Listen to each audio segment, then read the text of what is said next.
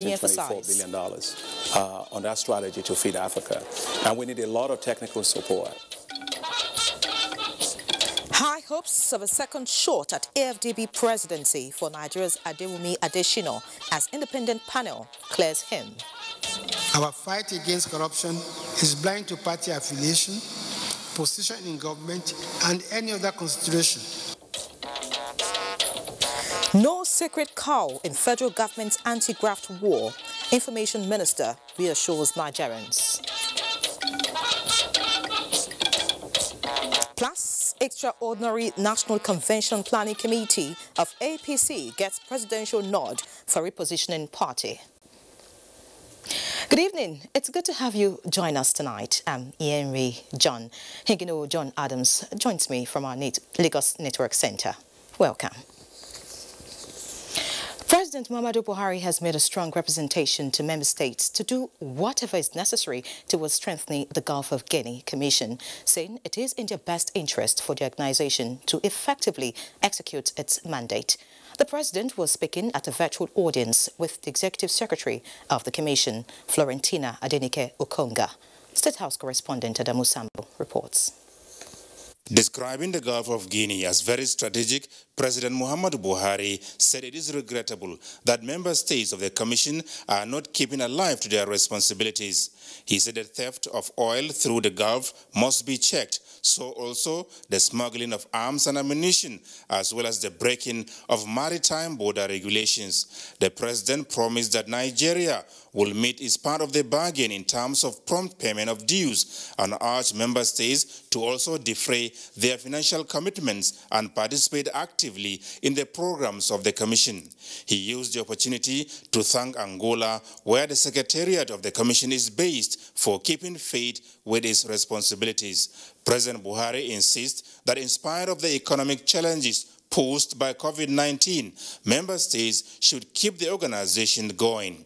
The Executive Secretary, Gulf of Guinea Commission, Nigeria's Florentina Adenike-Okonga, had raised the many ills that plagued the Commission, including lack of funds through the non-payment of annual dues by member countries. She also decried poor attendance at meetings or sending of low-level representation and non-holding of elections to determine the next chairman since Nigeria finished her tenure in 2018.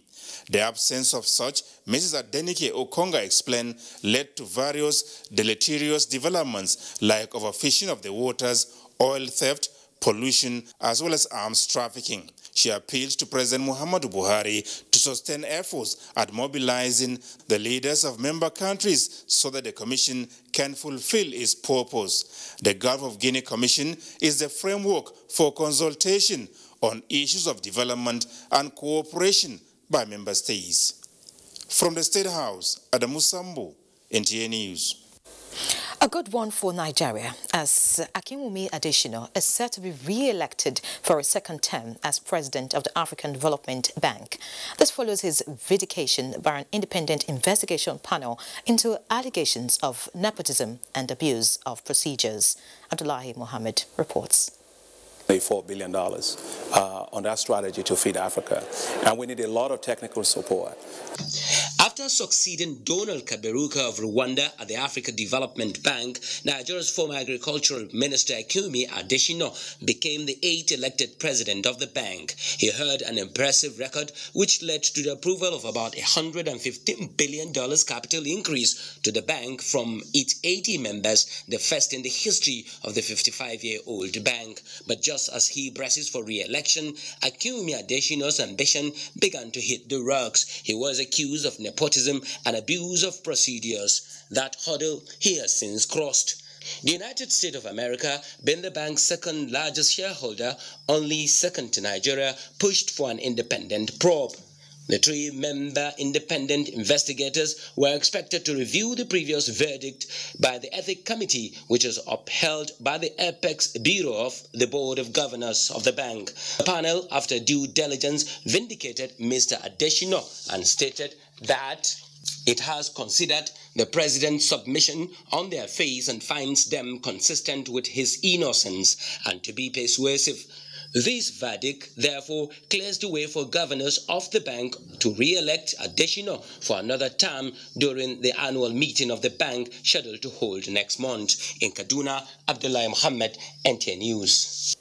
Meanwhile, President Muhammadu Buhari warmly rejoices with President of the African Development Bank, Dr. Akinwumi Adesina, on the clearing of all allegations against him by an anonymous group and further validation of his competence and integrity to lead the institution. In a statement, President Buhari also congratulates AFDB Board of Directors, the Ethics Committee and members of staff for their courage, maturity and patience in following through the process of investigations and acceptance of report of panel of high-level independent experts, while commending the professionalism of eminent personalities who handled the review of the report of the Ethics Committee. The President expresses optimism that the conclusion of the review should finally draw a curtain on the allegations and serve as impetus for more diligence in handling responsibilities while fueling the zeal to deliver on the promises of a greater Africa. The President urges Dr. Adesina to remain steadfast, dedicated and resolute in pursuing his noble goals for the institution, especially with the now respected second term in office, assuring him of the prayers and support of Nigerians. Back home, President Muhammadu Buhari has described as pleasing and reassuring the work being done by the Caretaker and Extraordinary National Convention Planning Committee of the APC in repositioning the governing party. This was at a virtual interactive session with members of the Progressives Governors Forum. State House correspondent Adamu Sambu has the report. Following the suspension of the national chairman and subsequent dissolution of the National Working Committee of the APC, the National Executive Committee of the party chose the Yobe State Governor Mai Mala Buni and others as the chairman and members of the Caretaker and Extraordinary National Convention Planning Committee respectively. At a virtual interactive meeting with the governors of the APC controlled states attended by Vice President Yemi Osinbajo, President Muhammadu Buhari expressed satisfaction with the work that the Caretaker Committee, led by Governor Mai Mala Buni of Yobe State, has been doing. He described the Yobe State Governor as highly mobile in the renewed drive towards coordinating and strengthening the governing party. President Buhari also appreciated the efforts of the APC governors following the successful conduct of the party's governorship primaries in Edo and Ondo states. The governors, he said, knew their responsibilities and therefore identified the right priorities. Speaking on behalf of his colleagues, the governor of Kebbi State and chairman of the Progressives Governors Forum, Abubakar Atiku Bagudu, thanked President Buhari for taking the right steps towards resolving the crisis in the party. The president was also applauded for his genuine efforts at tackling security issues and those of the economy, noting in particular the successes recorded in pulling the country out of the 2016 economic recession, as well as the ongoing management of the coronavirus pandemic. The APC governors say they are indeed proud of President Buhari's leadership, achievements and guidance towards taking Nigeria to the next level of socio-economic growth and development. From the State House, Adamu Sambu, NTA News. In other news, the federal government has restated its position that there will be no sacred cows in its anti-corruption war. Information and Culture Minister Lai Mohammed said this at a media briefing on the administration's fight against corruption in Abuja. Anthony Forson reports.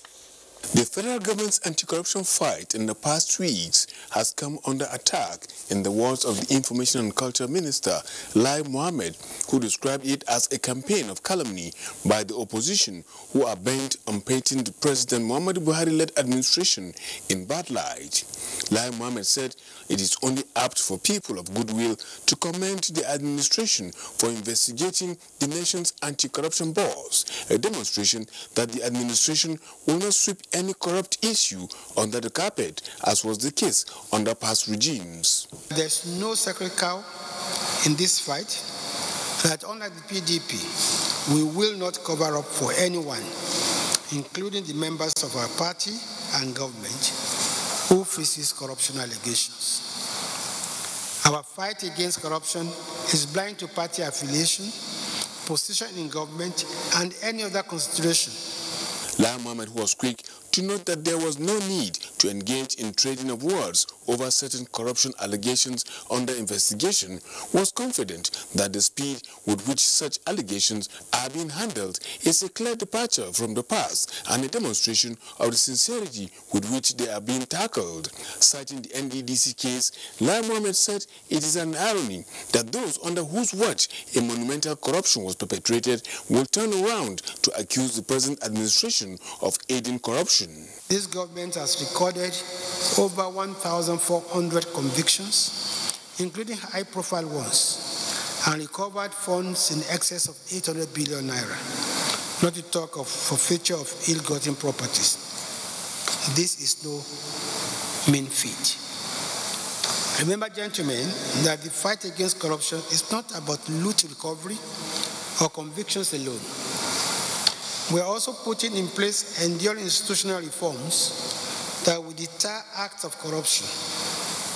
Here we are talking about the Treasury Single Account, TSA, the whistleblower policy, the expansion of the coverage of the integrated payroll, personnel and information system, as well as the government integrated management information system, and the Open Government Partnership and Transparency Portal on financial transactions, among others. To this end, the minister maintained that mechanisms have been put in place to ensure that corruption is stamped out completely. Such moves, he said, include the tracking of constituency projects by ICPC, administrative sanction in public service by publishing names of public servants who are being prosecuted, as well as a review of personal and capital fund expenditure of MDAs. The minister assured that those jubilating that the anti-corruption crusade is winning are only engaging in wishful thinking. In Abuja, Anthony Forson, NTA News. Nigeria in the last 1 year has recovered about $60 billion from oil companies as arrears of payment in the production sharing agreement. Attorney General of the Federation and Minister of Justice Abubakar Malami disclosed this in Abuja at an interaction with the media on the activities of the Justice Ministry. Femi Okeowo has details. The increasing spate of crime and criminality in Nigeria, there has been a surge in the activities of the Federal Ministry of Justice, which is why the Attorney General of the Federation thought it fit to brief Nigerians on some of the achievements of the ministry in the last 1 year. Now, in addition to fighting and prosecuting crimes, the Ministry of Justice says it is now one of the foremost funds recovering agencies for the federal government of Nigeria. This it does through its anti-corruption drive and prosecution of fraud. We have succeeded also in forcing Swiss to post a bond of $14 million relating to a piracy case that is in contention. On violent crimes in the country, the Minister of Justice said over 500 terrorism cases have been handled between May 29, 2019 and July this year. He added that contrary to claims in some quarters, the nation's fight against corruption is getting stronger. Relating to OPL 245, Malabu, $1 billion has been pursued for recovery, and the $72 million component relating thereto has already been recovered from UK and repatriated back to Nigeria. Solicitor General of the Federation, Dayo Akpata, said that the growing interest in the nation's justice sector activities made it necessary to hold the media interaction. In Abuja, Femi Okeowo, NTA News. And away from the Justice Ministry, the State House has described as most disappointing the fact that journalism, a profession that citizens look up to with confidence and trust, is now dominated by sensationalism. This is in reference to Monday's edition of the Punch newspaper, which it says failed to honor the time-tested traditions of the profession with its new piece headlined, Nigeria exports $81.48 billion electricity on credit as country's blackout persists.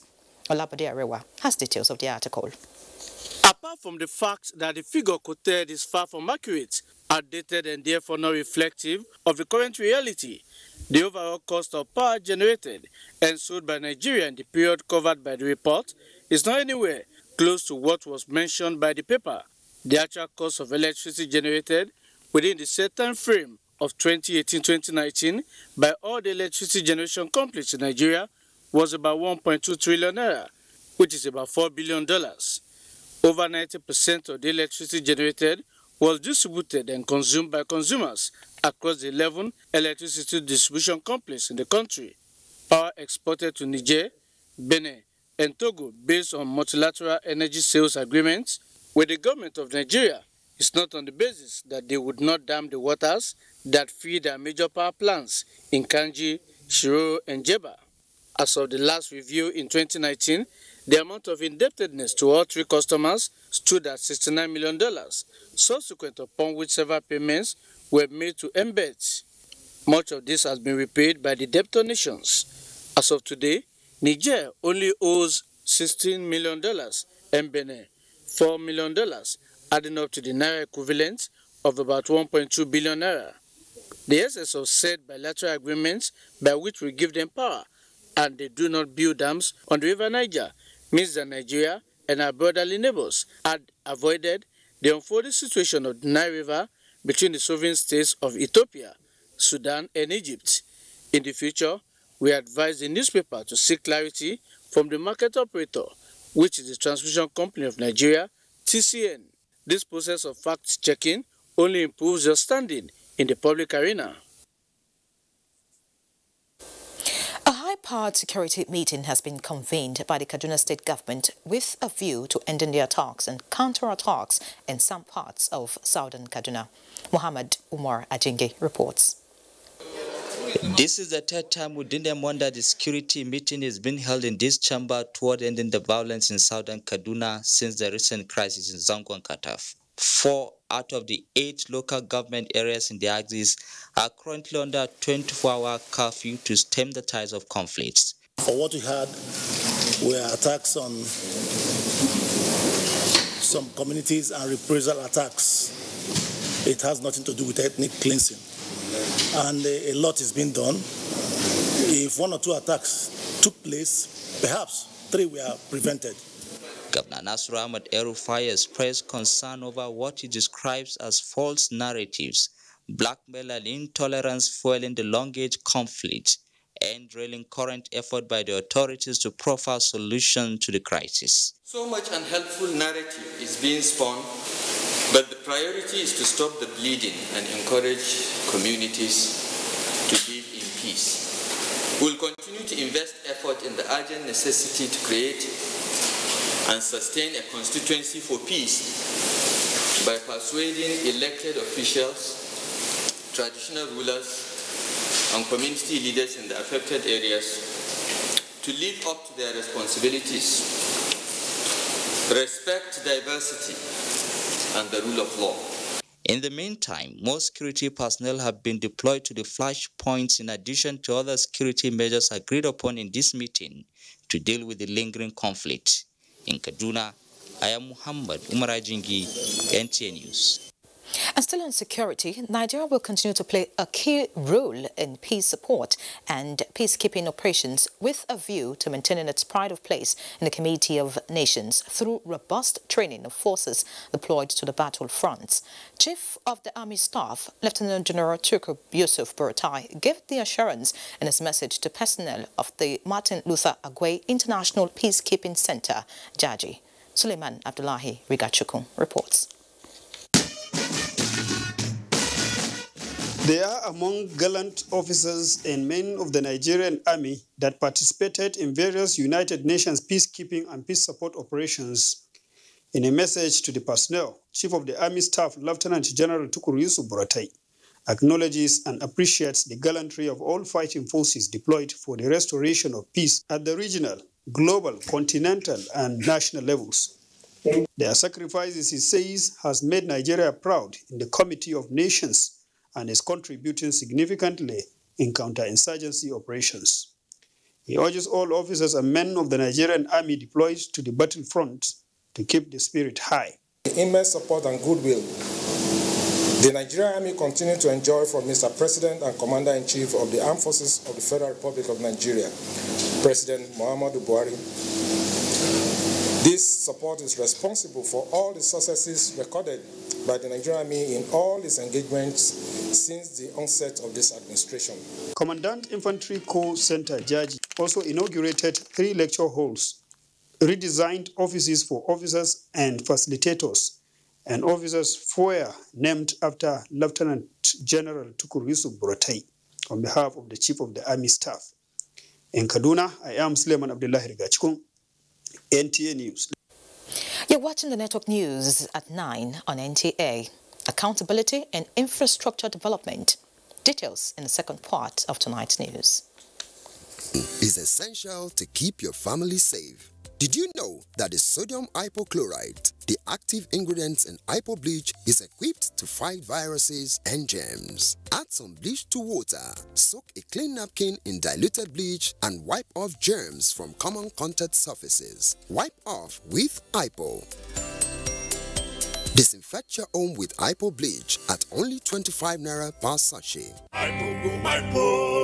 The Petroleum Tanker Drivers of Nupeng, PTD, in collaboration with the Federal Road Safety Corps, FRSC, wish all Muslim faithfuls a happy Eid celebration. In this time of a global pandemic, remember, COVID-19 is everywhere. We are all advised to obey stipulated preventive measures by the federal government by maintaining physical distancing in public spaces, wearing a face mask, washing hands with soap regularly, applying alcohol-based hand sanitizers, and coughing or sneezing into a bent elbow or disposable tissue. In the spirit of celebration, as we travel to be with our loved ones, remember to obey all traffic rules and regulations to aid a safe journey. Do not drink and drive. Use your seatbelts while driving. Avoid overspeeding and overtaking recklessly. Do not drive on worn-out tires. Consideration for other road users is a religious obligation everyone must observe. Remember, your life is precious to your loved ones and the nation. In case of any emergency, please call the FRSC toll-free line 122. This message is from the Petroleum Tanker Drivers of Nupeng, PTD.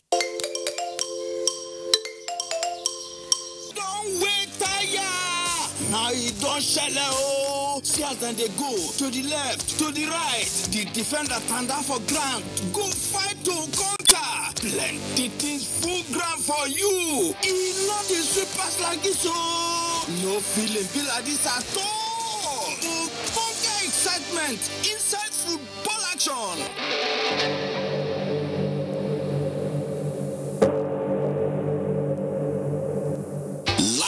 For GoTV, enjoyment not in sweet past to watch. Connect live action for La Liga, Serie A, Premier League, and WWE. As they hot, it don't settle.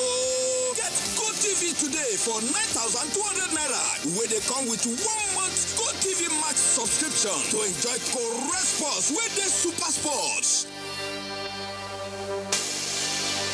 GoTV, live it, love it.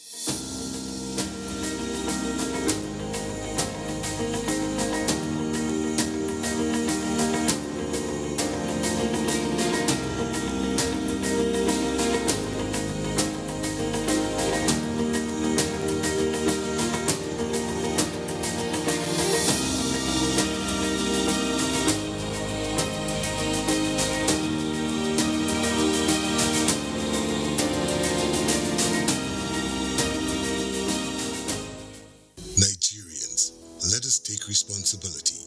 Stay healthy, stay safe, and curb the spread of the virus. Take responsibility. The coronavirus spreads from one person to another. Let us avoid crowd gathering of any kind for any reason. Take responsibility. Avoid traveling from one state to another during these lockdown restrictions. Obey all the rules that are put in place. Take responsibility. Stop spreading fake news and unverified reports about the coronavirus. There is no known cure for COVID-19. Take responsibility. Observe all the measures that can help stop the spread of the virus. Together, we can do this, but only if we take responsibility.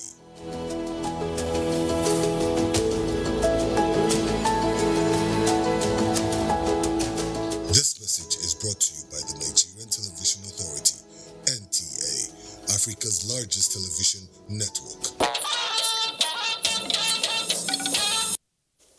Good to have you back. The federal government has declared Thursday, 30th and Friday, 31st July 2020 as public holidays to mark this year's Eid al-Kabir celebration.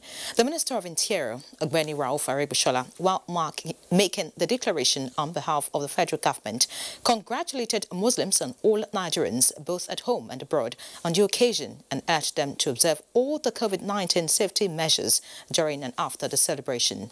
He called on Muslims to continue to imbibe the spirit of love, peace, kindness and sacrifice as exemplified by the Prophet Muhammad. Peace be upon him.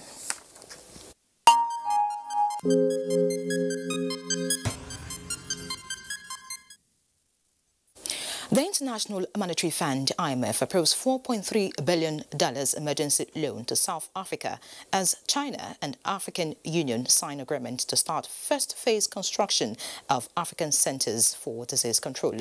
These and more on Global Update with Onengiye Fineface.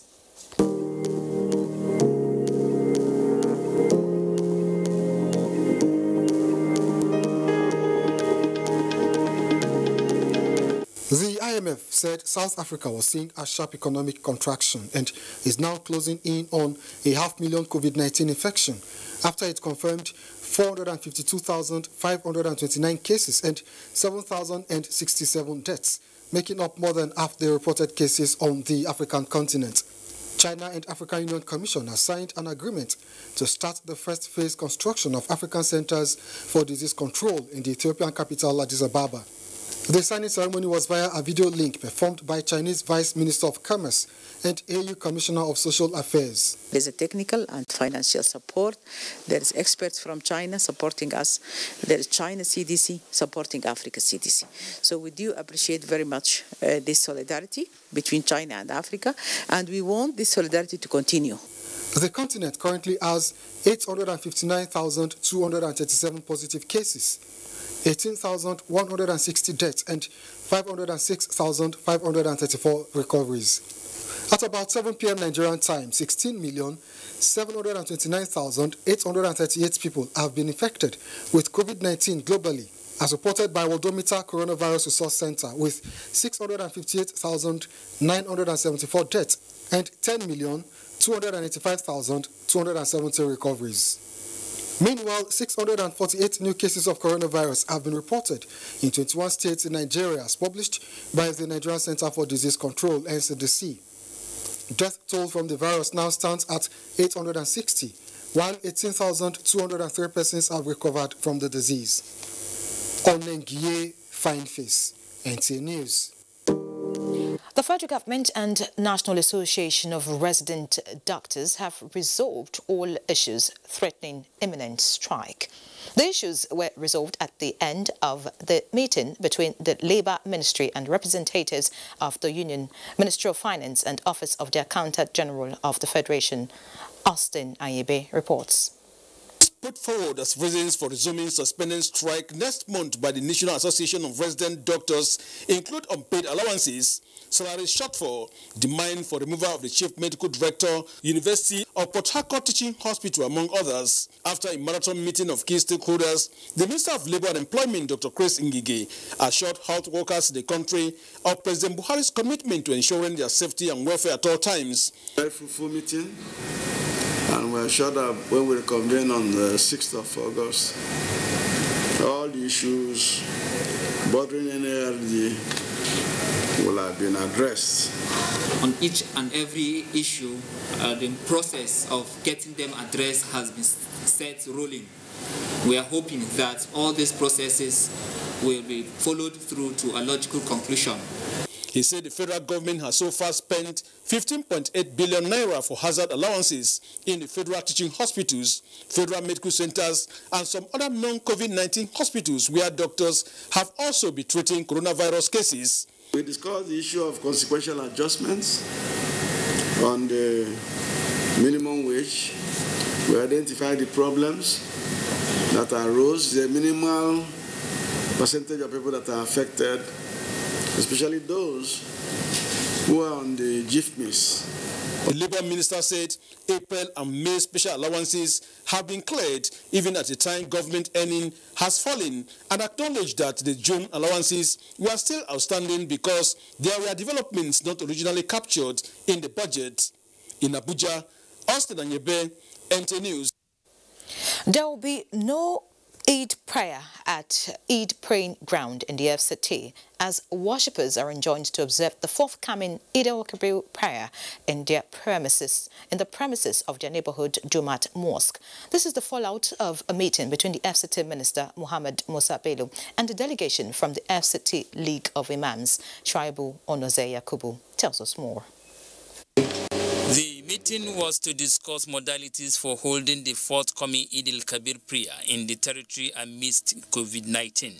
Among the resolutions reached is that Eid prayer should only last for a maximum of 1 hour, with a time lag of 8 to 10 a.m., while all other Eid celebrations should be confined to homes, as the extant guidelines on the closure of recreational parks and viewing centers still subsist.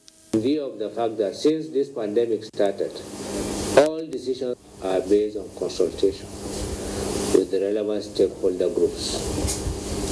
On this, you are the #1 stakeholders with respect to the Eid al-Kabir celebrations. The Eid prayer itself and other activities that normally follow after the Eid prayers for the next 3 days after the Eid prayer, start with the Eid prayer. Meanwhile, religious authorities were advised to regulate movement of people entering and exiting places of worship, as all other health and safety protocol regarding places of worship, as earlier issued by the FCT administration, remain in effect. The challenge also will be there because the crowd will be very big and control will be actually very difficult. The meeting had in attendance management team of the Abuja National Mosque and other stakeholders. Shaibu Onoze Yakubu, NTA News.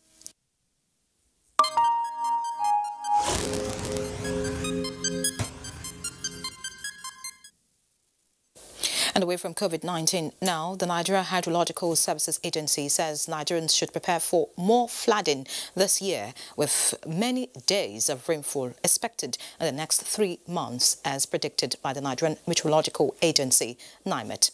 Onengiye Finefish reports that NISA is advising individuals, communities and governments at the states and local government areas to take precautions to avoid further loss of lives and property.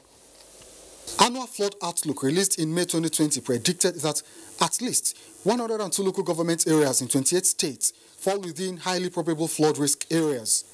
Flooding incidents with attendant destructions and loss of lives are already being recorded in parts of the country. Earliest cessation dates for rainfall in northern Nigeria is 26 September and 28th December in the south. Nigeria Hydrological Services Agency is therefore warning of many more days of rainfall and flood. If therefore, as early as June, in some parts of Nigeria, we are losing lives and property occasioned by flooding, I don't know what will happen by the time we approach middle of August and September in Nigeria. In the event there is a release of excess water in dams upstream rivers Niger and Benue, states located along the rivers will witness coastal flooding.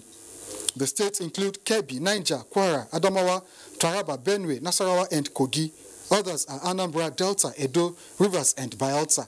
That the best that could be done now is relocation of people in the flood-prone areas. Clogging water channels, poor waste management, deforestation and global warming, NESA says, are some factors responsible for urban flooding in Nigeria. In Abuja, Onengiye Fineface, NTA News. Niger State Governor Abubakar Sani Bello has directed the setting up of a committee to check indiscriminate building of structures on waterways in major towns of the state.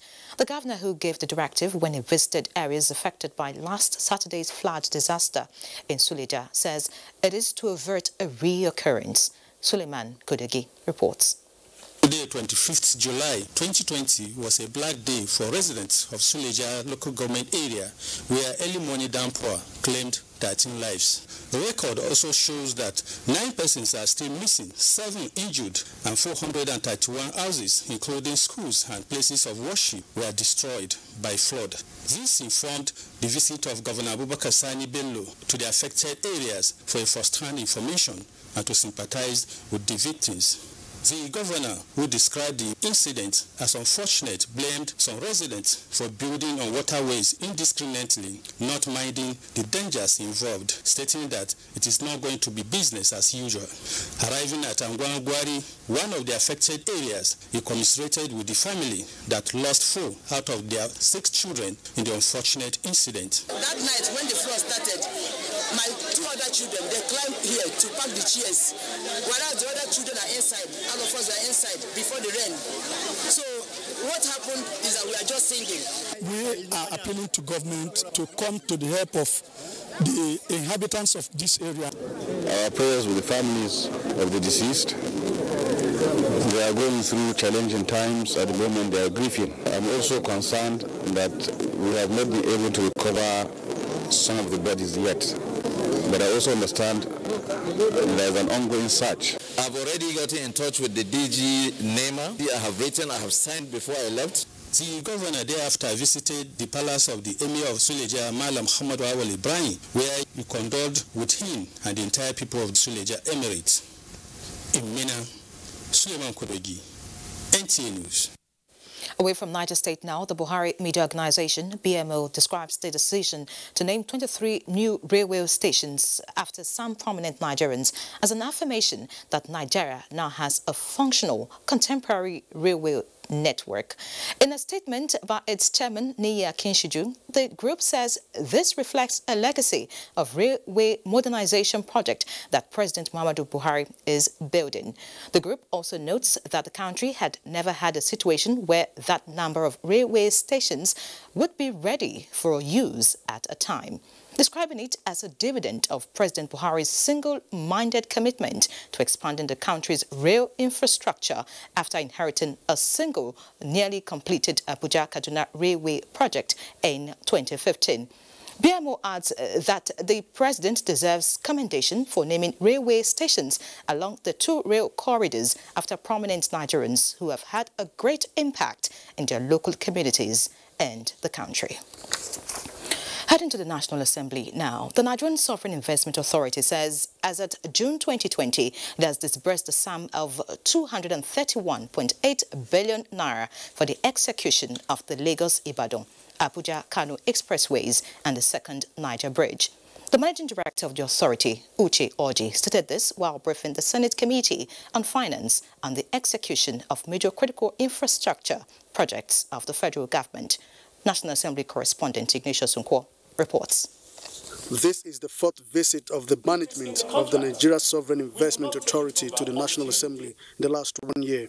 At this meeting, the authority explained that out of the 311 billion contract sum for the Lagos-Ibadan Expressway, 60 billion has been disbursed.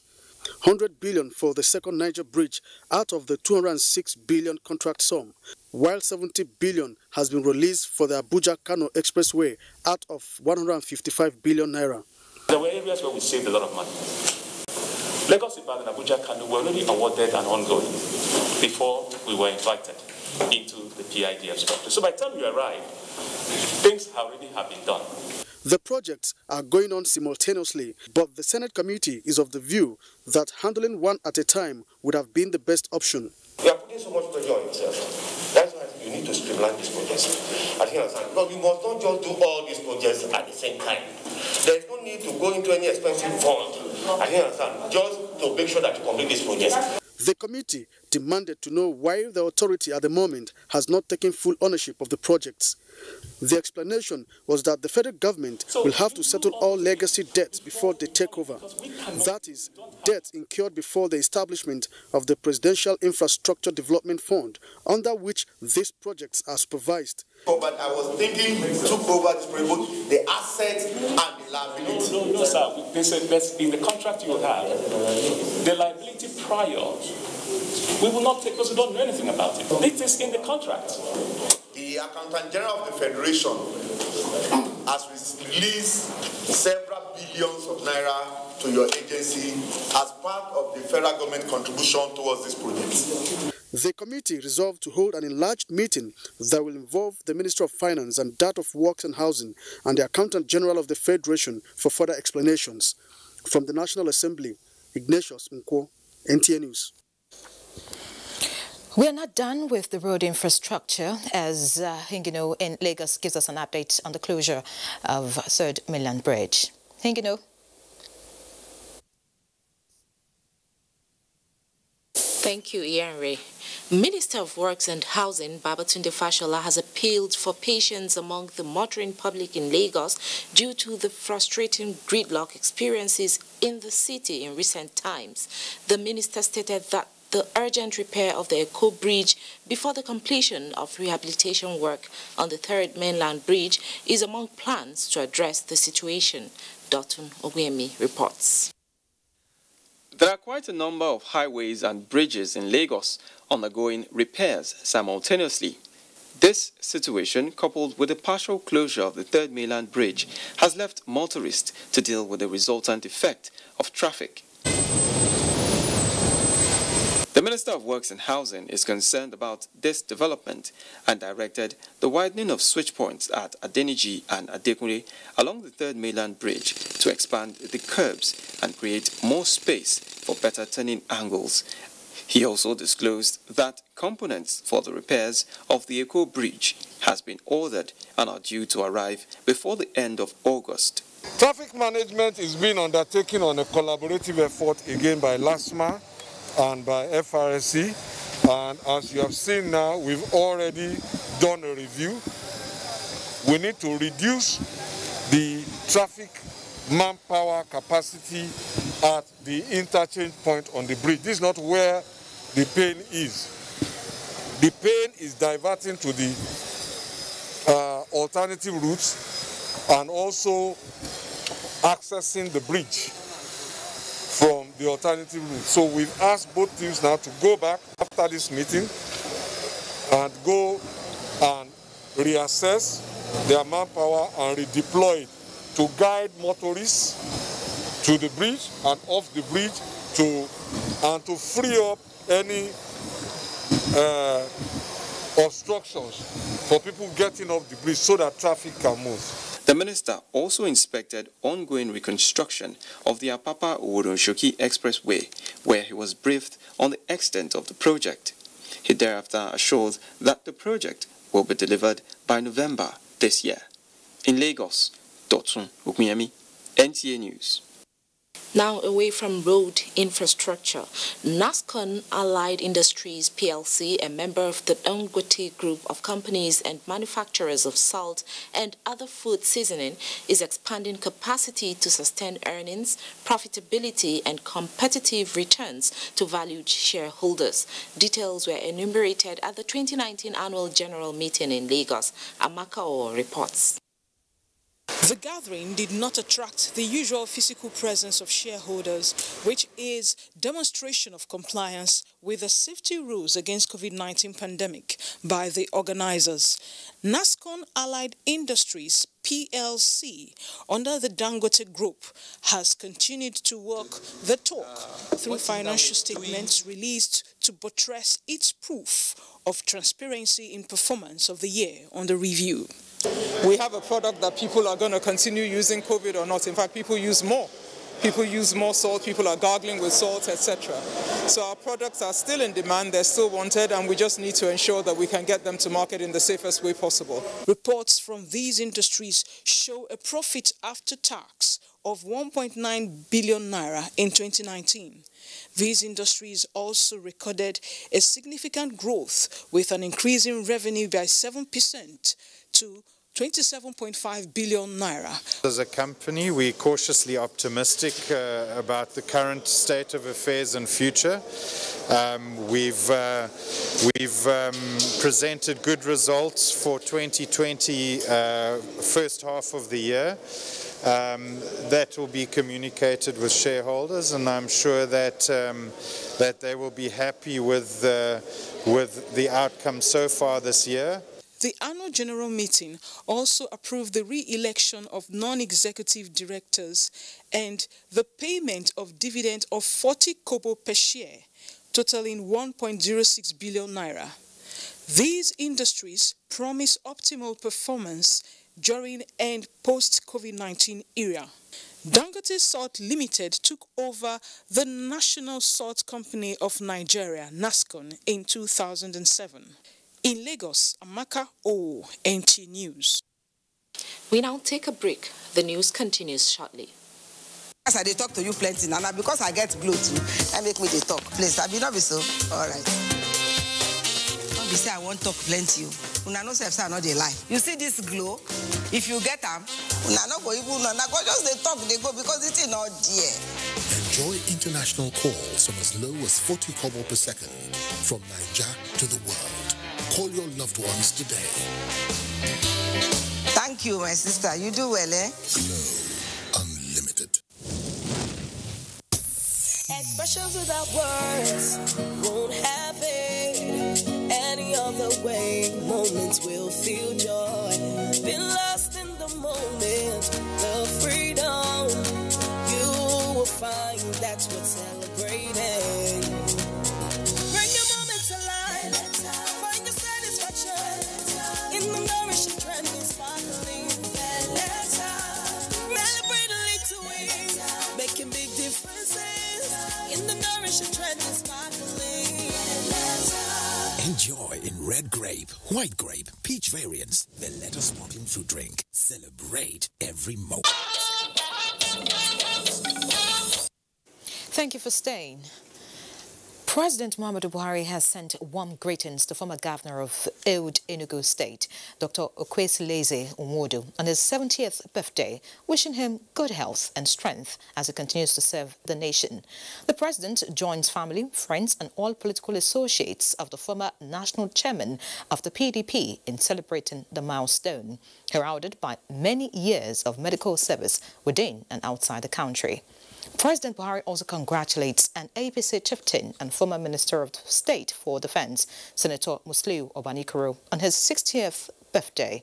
The president describes him as a classic example of a grassroots politician who served as local council chairman, commissioner for Home Affairs and Culture, senator, high commissioner to Ghana, and Minister of State Defense. The president wishes him many more years of good health, strength, and service to the nation. The Chief Judge of the Federal High Court of Nigeria, Justice John Soho, has issued a new practice direction entitled Federal High Court of Nigeria Practice Direction Number 2, 2020, which mandates all trial courts to deliver judgment on pre-election cases within 180 days from the date of filing the suit. In a statement, the Chief Judge says nothing in the court's rules prevents a judge of the court from hearing a pre-election matter pending before it, even during vacation period, until judgment is delivered. The practice direction notes that in order to avoid technicalities that will prolong a case, no petition shall be written against a judge hearing a pre-election case, except from a party on record in such matter. The petition must be accompanied by an affidavit verifying the contents of the petition, which must also be addressed to the Chief Judge of the Federal High Court, and proof of service of advance copies on all parties shall accompany the petition. As part of efforts to end the disturbing rise of sexual violence among other human rights abuses plaguing the society in recent times, the National Human Rights Commission paid a visit to the Director General of the Nigerian Television Authority to collaborate on ways to enlighten and sensitize the public on these social menace. Gufan Shaji reports that the DG, NTA, also hosted the Pharmacist Council of Nigeria. Described as a pandemic of monumental consequences, the surge of rape in Nigeria coincides with a global battle with coronavirus pandemic, as well as arbitrary killings among other security challenges. To effectively combat these social ills, the National Human Rights Commission seeks partnership with the Nigerian Television Authority. The media is the backbone of democracy, and human rights can only thrive well in a democratic environment where people's rights will be respected. We in NTA are quite willing to collaborate with organizations such as the Human Rights Commission to ensure that this is done. Similarly, the Pharmacists Council of Nigeria is looking to team up with the NTA for the purpose of scrutinizing the manufacture of drugs and medical devices in Nigeria to protect Nigerians during this coronavirus pandemic. By way of increased inspection to ensure that unscrupulous persons do not take advantage to manufacture or sell substandard drugs to unsuspecting members of the public. So you have a very important task along with NAFDAC, and we in NTA have a responsibility to assist you in enlightenment and education. Both the National Human Rights Commission, the Pharmacists Council of Nigeria, and the Nigerian Television Authority are hopeful that these collaborations will birth a formidable force that will stop all kinds of abuses and ultimately win the fight against COVID-19. In Abuja, Gufan Shaji, NTA News. Hepatitis is said to be the second killer disease after tuberculosis, and the World Health Organization says about 30 million people are walking on the street with the virus. Most worrisome is that some are not even aware they have the virus. That is why Hepatitis Zero Nigeria is leading in the advocacy for hepatitis testing, prevention and treatment. Basi Ita Egbank reports.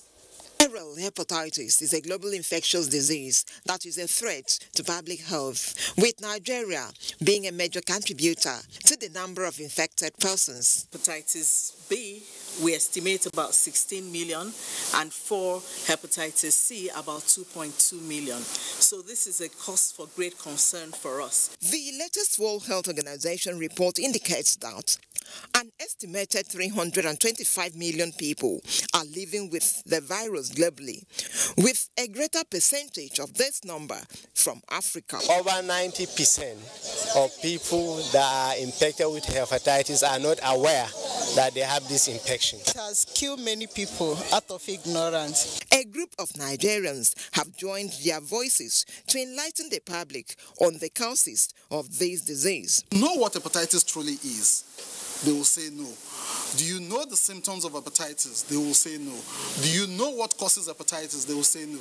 Do you know what you need to do to prevent yourself from contracting hepatitis? They will say no. And that forms the reason, the basis for creating a lot of awareness. There are 5 main hepatitis known, which experts say remain a major concern due to the burden of the illness. The cases of viral hepatitis, experts say, are common amongst people between the ages of 21 and 40. Basi Taikbang, NTA News. Time for another break. Sports when we return.